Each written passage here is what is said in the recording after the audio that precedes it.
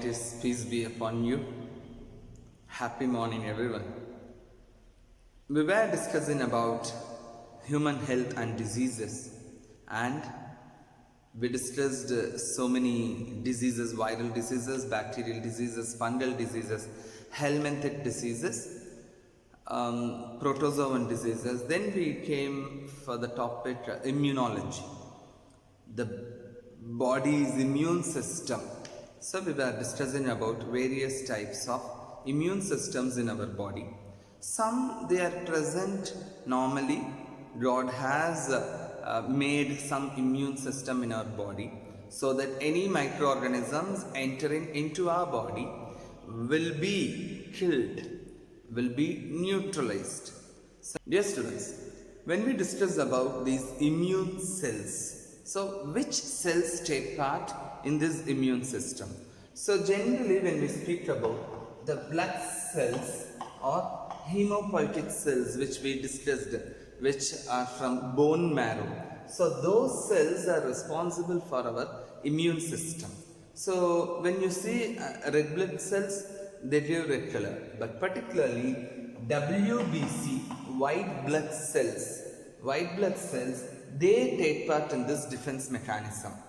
In the lymphocytes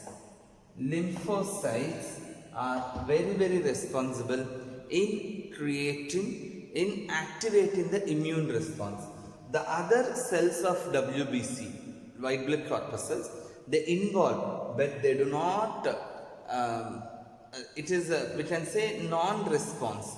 Okay, so but lymphocytes take part in the immune response. So what are the cells present in WBC? You remember? So we know RBC, WBC and platelets are the constituents of a blood cell.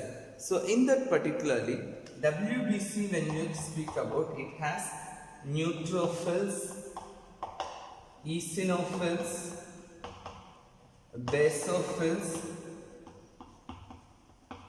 basophils, lymphocytes and monocytes. So out of these five, these three are called as granulocytes. They have granules in their cells, granulocytes, and these two are agranulocytes. So how to remember this? So just I'll tell you the first letter alone you remember. First letter, okay. So who will eat, which animal eats which animal eats bananas more? Monkeys, isn't it? But can we eat bananas like monkeys? No, we should not. So never eat bananas like monkeys. Never eat banana like monkeys. N-E-B-L-L. So it is just a clue for understanding, for remembering the cells of WBC.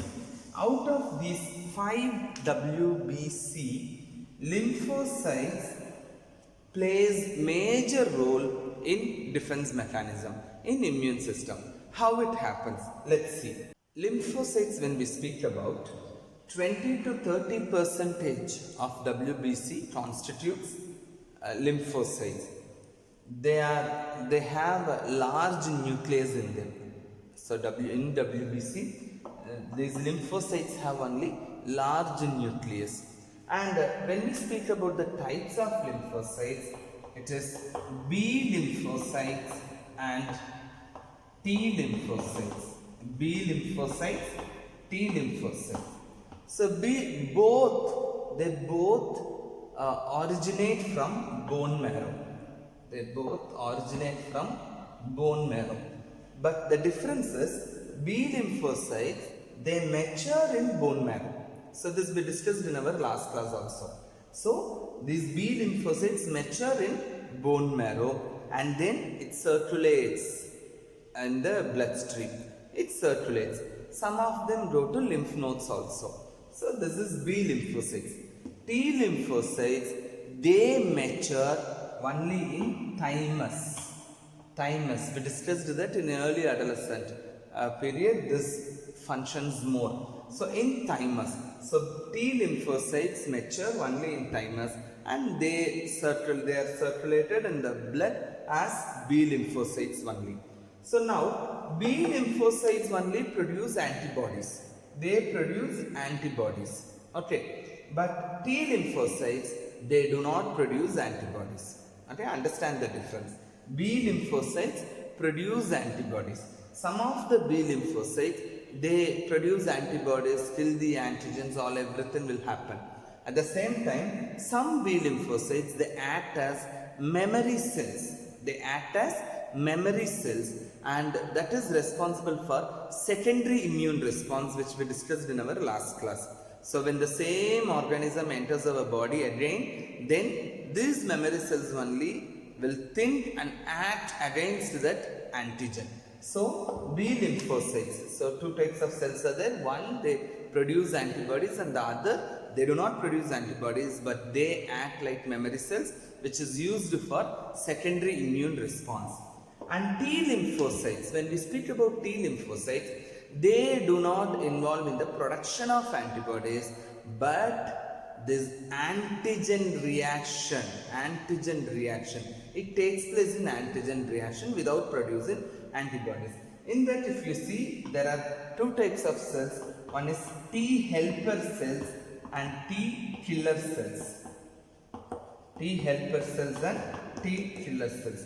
T helper cells are responsible for the secretion of some chemicals like cytokine, which acts against the antigens. Okay, T helper cells. T killer cells, they disintegrate the antigens, so they act on it, but they never produce antibodies. Okay, understand the term antibodies, I'll explain you later. What is antibody, that I'll explain you later. So T helper cells and T killer cells. Other than that, apart from lymphocytes, even neutrophils, the first one, neutrophils and monocytes, they also involve in killing these microorganisms by the process called phagocytosis. Hope you would have learnt it in your 11th standard. Phagocytosis, spinocytosis. So eating, cell eating we say, isn't it? So it engulfs the microorganisms, and disintegrates that microorganisms. It kills the microorganisms. So the neutrophils and monocytes take place in this phagocytosis also. So this is our cells involved in these immune response, how our antigens are killed, how it happens. Now the next topic we shall discuss about antigens. As we discussed in our earlier class, antibody generator, that is why we say as antigen. So an antigen will make the immune mechanism, the defense mechanism of our body to activate. It is either exogenous, that is outer. It may be exogenous antigen, or we can say as endogenous antigen. Exogenous antigen or endogenous antigen. Exogenous antigen means the antigens which are coming from outside, from the outer environment. Whatever comes inside our body, that is exogenous antigen. Can you say some examples for exogenous antigen? All microorganisms, isn't it? All microorganisms are exogenous antigen. Other than that, pollen grains. Some pollen grains may cause antibody production. So that is exogenous. Okay, that is easier. Now can you tell me example for endogenous? Endogenous, the antigen which is present in inside the body. Which one? How it is possible, isn't it? How it may be endogenous antigen? Of course, our blood group antigen. We have discussed in 4th lesson of biozoology. So, blood group antigen is example for endogenous antigen. Okay, so this is an example for types of antigens. And apart from that, we should know some terminologies. Immunogen. Immunogen means substance which induces immune system. which induces for the production of immune response, that is said to be immunogen. Haptens. Haptens means actually they are not immunogenic. Okay, they will not induce immune response. They do not act.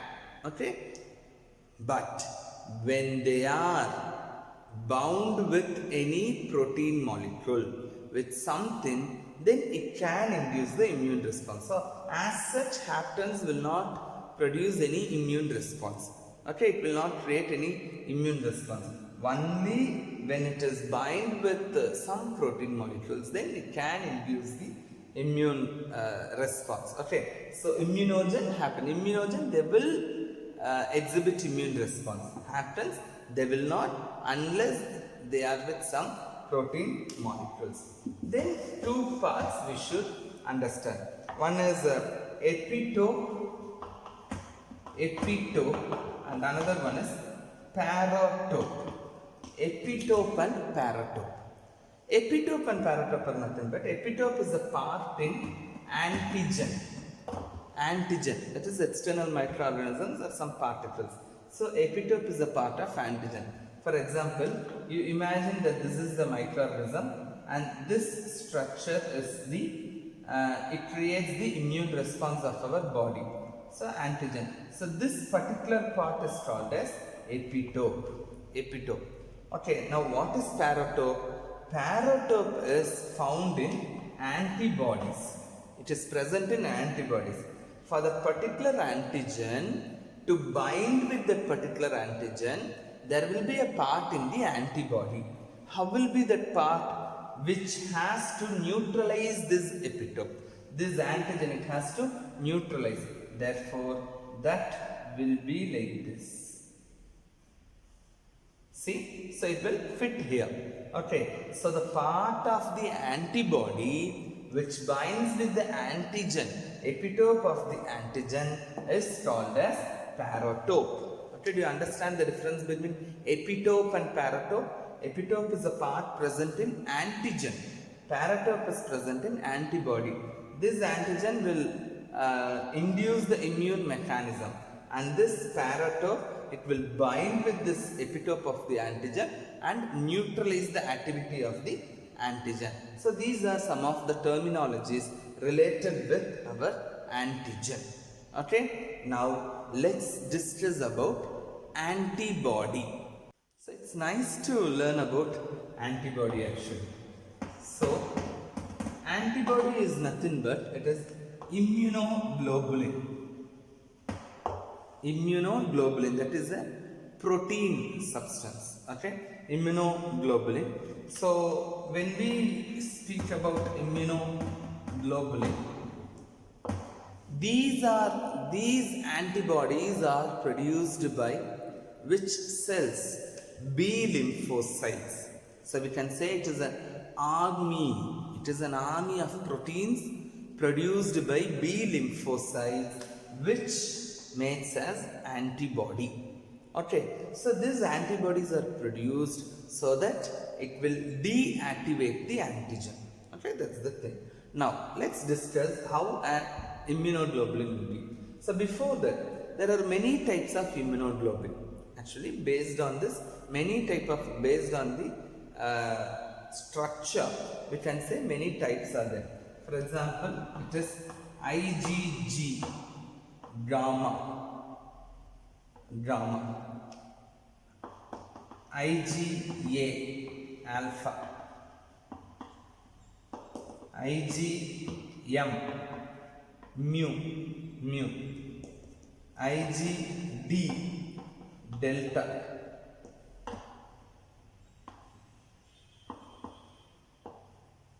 and finally IgE, epsilon. So all these symbols you would have learnt in physics. So based on the heavy chain, they are classified as IgG, IgA, IgM, IgD, IgE. Okay, gamma, alpha, mu, delta, epsilon. So let's discuss the structure now. So actually now I am going to discuss the structure of IgG. This structure was proposed in 1950. In 1950 it was proposed by Porter and Emalden. They proposed the structure of immunoglobulin. Now I am going to explain about IgG structure because it is a monomeric unit. Monomeric unit. Okay. So actually it is a Y-shaped structure. This Y-shaped. See, it is like gamma only, isn't it? So Y-shaped. So it has Y-shaped structure. So this particular portion, this is said to be heavy chain. Heavy chain. Because the molecular weight is nearly 50,000 daltons. 50,000 daltons.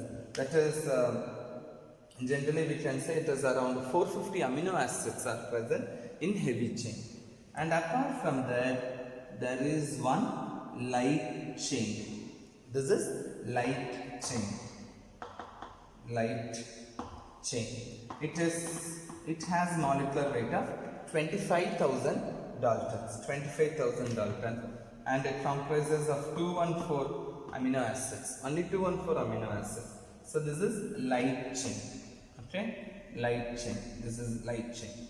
Now these two heavy chains are attached by disulfide bond. Disulfide bond. Disulfide.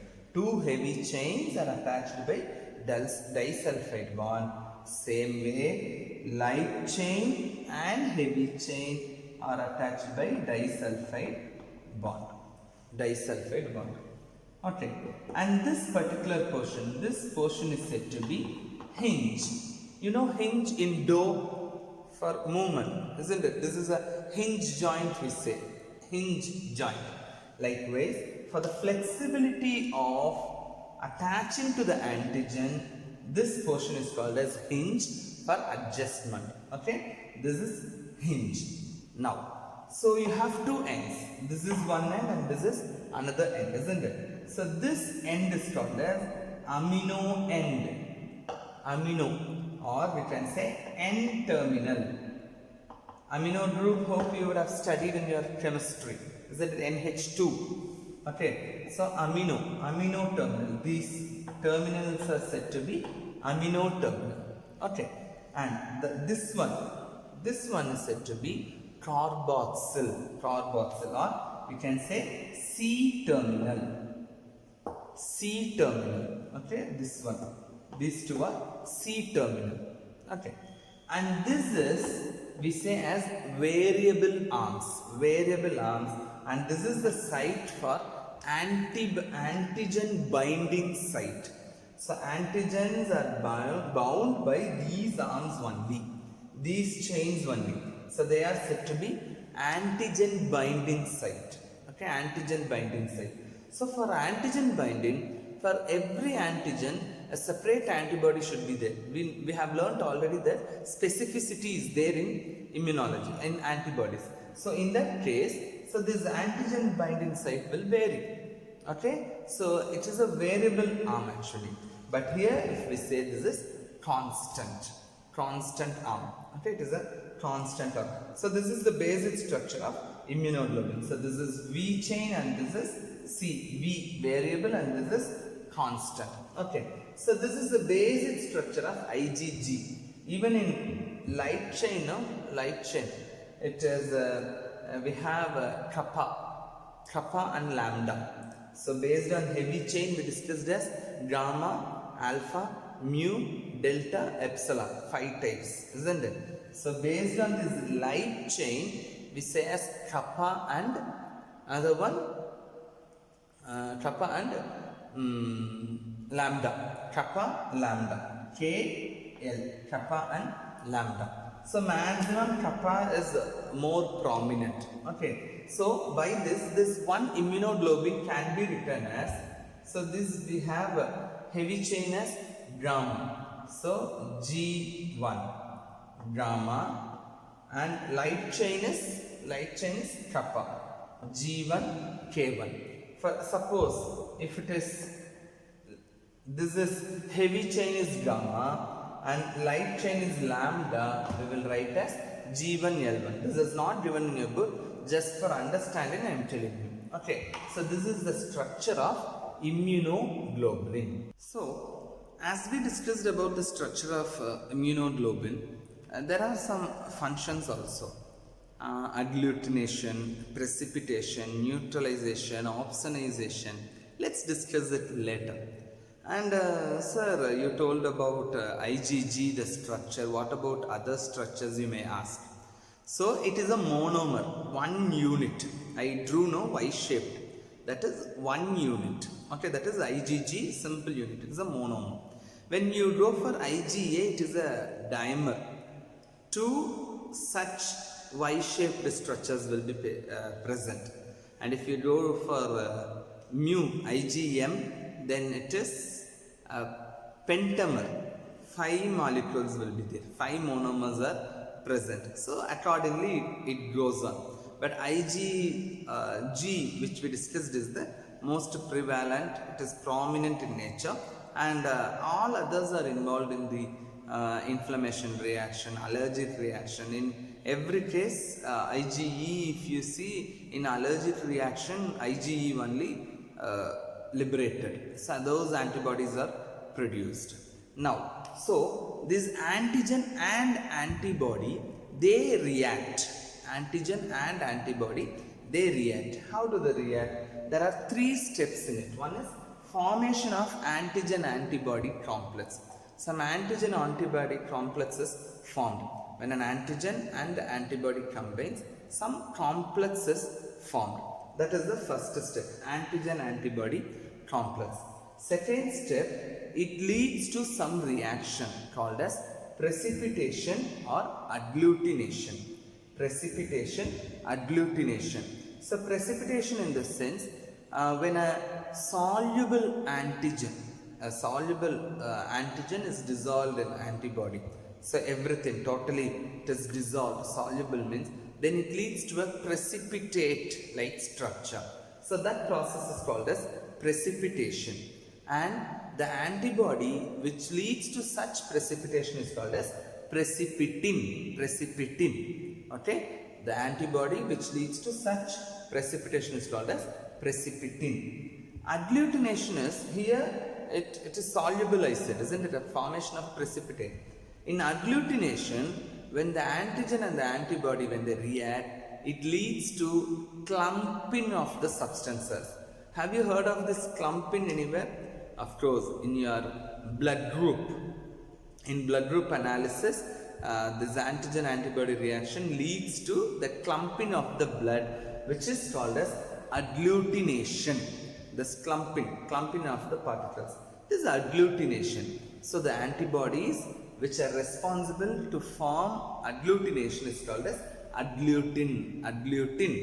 So precipitation, agglutination. One more is there called as opsonization. Again, the antibody which are responsible for creating such situation is opsonin. They form a circle over that microorganism's antigen, and like phagocytosis, it engulfs the microorganisms. It denatures, it engulfs the microorganisms. So that is said to be opsonization.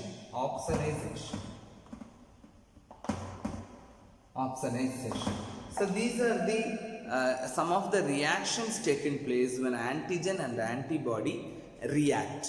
Okay, antigen antibody reaction. So it may be precipitation, it may be agglutination, and it may be opsonization. Finally, neutralization. It denatures. The microorganism is denatured, killed. Neutralization occurs by production of some toxin, chemical substances, toxins, likewise. So it will be neutralized. The effect will be neutralized. That is, the microorganisms, understand one thing, this neutralization, the microorganism may not enter the body. It will not create any problem. But the chemical substances produced by some microorganisms will create problems. For example, our Clostridium tetani, okay, tetanus, TT injection we say, isn't it? the substances, the chemicals present inside the body, that will create some problem. So in that case, the antibodies, when they are produced, it will be neutralized. The effect will be neutralized. So it is killed. So these are the steps involved. So generally when this antigen antibody react, so suppose if they are close together, it will be very strong. The affinity will be more. But if it is far away, it will be difficult, isn't it? Generally, non-covalent bonds are formed between antigen and antibody. Non-covalent bonds. Okay, antigen and antibody.